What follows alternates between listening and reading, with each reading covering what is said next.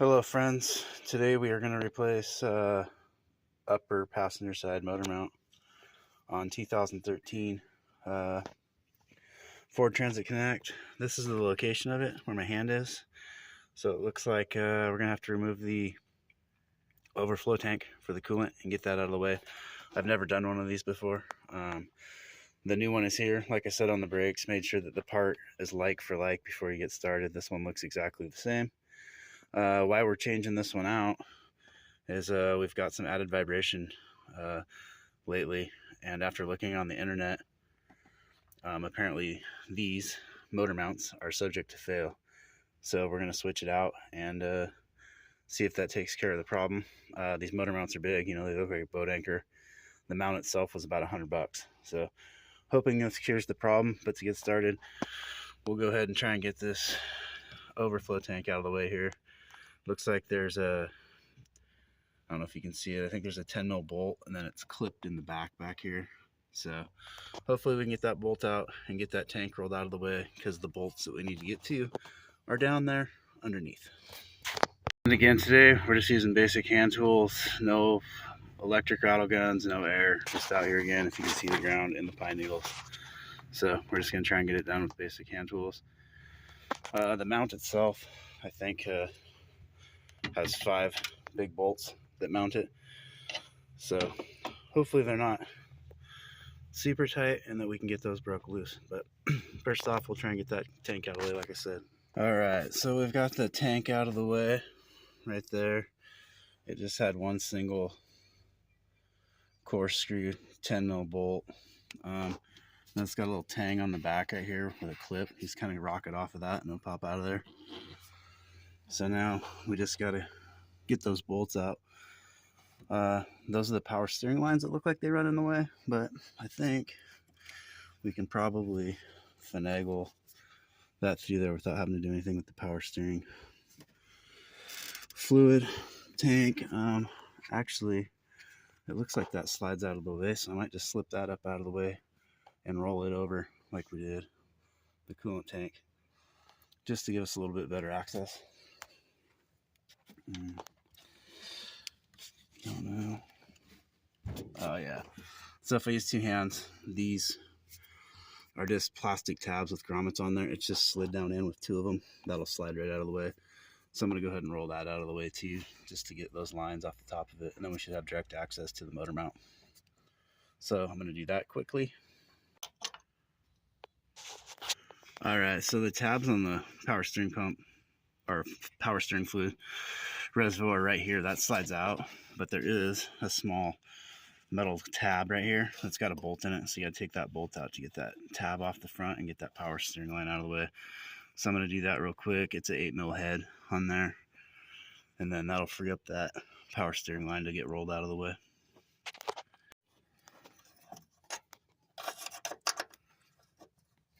So we'll just spin this out of here. Ratcheting wrenches would be nice. Like I said, I don't really have any of that stuff with me, so we're just doing it slow and steady, old school way. But anyway, we'll get this out of here and then we'll show you. All right, so here's that bracket. It's got a little rubber grommet that goes around the hose. Once it's out of the way, that was mounted. Oh, you can't see it through my hand right here. And then we've got the pump just rolled out of the way now.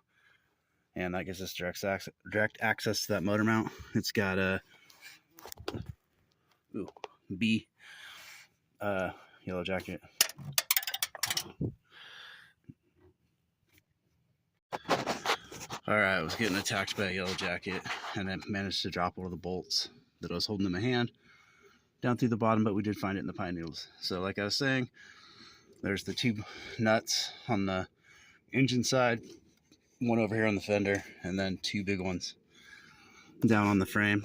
So hopefully our breaker bar will be strong enough, or I'll be strong enough to break those loose. And then I'm just keeping everything on a towel over here on the ground, so hopefully it doesn't get lost in the pine needles. Anyway, I'll see if I can get those big bolts or nuts broke loose. All right, so I found a deep socket. You won't be able to do these ones with a shallow socket. The bolt sticks through too far. But I believe they're 18 mil. I don't have an 18 mil, so I'm using a 3/4 deep socket. I have very few deep sockets with me. These other nuts are 15 millimeter, and I do have a 15 millimeter socket, and a shallow socket will fit on those. So before I keep going, I am going to put the factory jack underneath the engine, just so if I loosen this, it doesn't fall down on me, or if it does move a little bit, I can jack it back up. So I got to bust the jack back out before I take this out. All right, so I got the factory jack under the engine. It's definitely not ideal if you had a floor jack and a 2x4 to disperse the load. Would be better, but this is what we have. So, but put something under there before you take the motor mount loose. All right, so I did take those nuts off, and the motor did move down. I don't think you'll be able to see it, but it did shift down. So make sure you have something under it. I don't think it's going to go any farther down. I have the factory jack under it, but it is sketchy again. If you can use a floor jack and a 2x4 or something to disperse the weight, would be much more ideal. All right, so there's the old one out. I'm going to quickly get the new one in before the motor falls on the ground. But the 2 bolts here, 2 nuts down there, 1 bolt here. All right, got everything in place and loosely started. Now I'm just going to try and mechanically draw the motor back up to the mount. Again, if you had a rattle gun, this would be substantially easier. But I want to get that drawn up before I get the other bolts any more tight. So I'm going to continue on that. It'll be easier because I'm going to probably have to put a breaker bar on here with 2 hands to get it pulled all the way up. But everything's in and started, so the motor can't go anywhere. That's the important part. Also, on these 2 bolts, when I drew the motor back up into the mount, I walked it back and forth, you know, handful of turns on one side, go to the other one. Don't do one all the way and then the other one. And then I did the same on the lower bolts down here. Just a couple turns, go to the other side, couple turns. And then this one's got a big hole in it, so it just kind of centers itself. But we got to get these tightened up, and then we should be good to go. All right, so new motor mount's in. Everything is completely tightened down. I was unable to find corresponding torque specs online, so I just went old school and got them Guten tight. You definitely want to make sure that these bad boys are tight and not going to move around. I mean, that's the only motor mount on the passenger side or the drive belt end of the motor, so it's important to definitely get those snugged up. So anyway, we got to put the coolant can and the power steering reservoir back in, and then we should be good to go.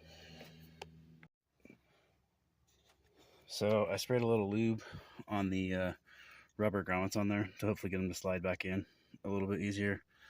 If you have silicone spray, that's the most ideal. There's 3 tabs for this, and then I'll button the hose back down. So the reservoir's back in place and mounted. It's just those 3 tabs with rubber grommets. And then the power steering line, make sure you put your little, I don't know if you can see it, there's that rubber grommet that goes inside this bracket. Then the bracket's got a tang on it. Slide that up and through, and then line up your bolt on the bottom. But I'll have to do that without holding the camera.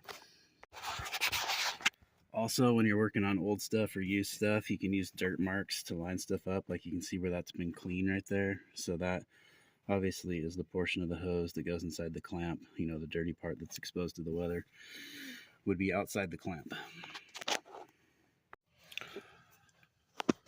All right, so that bolt's tight. That was an 8 mil wrench. Now we just got to slide the coolant overflow tank back in. It goes onto this tab right here, and then it's got 1 bolt hole right here, and then we should be back to where we started with the new motor mount. All right, so we're buttoned back up, overflows in, power steering, fluid containers in, shiny new motor mounts in. I haven't started it yet to see if it made any difference, but here's the old one. I don't know if you can see that, but the rubber is starting to crack. It's a 2013, so the rubber and plastic components on it are starting to dry out a bit, and you can see it's cracking on the bottom here. So I'm hoping that does make a bit of a difference. And just so you can see, this is all the tools that I used. Breaker bar with an adapter, couple extensions, 3/8 ratchet, 15 mil socket, and then 3/4 deep socket. And actually that should be an 18 mil, I believe. Like I said before, I don't have that. And then an 8 mil wrench to get the power steering hose clamp off. but that's all I used. I mean, you can use different ones. If you had a ratcheting wrench, that'd be pretty sweet. Anything with electric or power to get those big bolts on and off would be nice. And then also make sure before you drive off that you remove the jack from under your van. So that's the last thing I had to do. Let's pull the jack out of there, start it, and see how she is. Anyway, pretty easy, pretty basic hand tools. Big thing is make sure you have something under the motor before you drop it down. And anyway, I hope this helps somebody out if they're doing one of these big old boat anchor motor mounts. I've never seen one this big before, but it's just a big old rubber isolator in there. Like I said, they're almost $100, so paying for a lot of aluminum right there. Anyway, cheers. All right, so I did start it and it did cure the problem. It's way less buzzy or vibrating. These motors themselves, these little 4 cylinders are kind of buzzy anyway, but inside it's way less vibration in the cabin. So if you're having a problem with your van as far as vibration and there's no codes or whatever, check that motor mount. That was the conclusion I came from looking on the internet, and it's pretty easy to replace even though the part is expensive, but it did make the difference. Cheers.